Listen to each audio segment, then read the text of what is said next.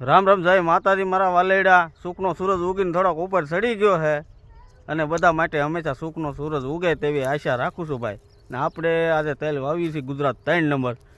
જો આ રીતનું કાંઈક છે ભાઈ, પાટિયું સડાવવું છે મારા વાલા, ફિટ કરેલું આ રીતનું છે, આ રીતનું ને આ રીતના કેરા થાય છે, જો આ રીતના કેરા થાય છે।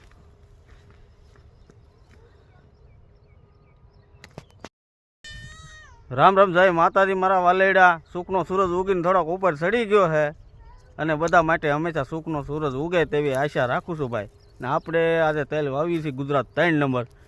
જો આ રીતનું કાંઈક છે ભાઈ, પાટિયું સડાવવું છે મારા વાલા, ફિટ કરેલું આ રીતનું છે, આ રીતનું ને આ રીતના કેરા થાય છે, જો આ રીતના કેરા થાય છે।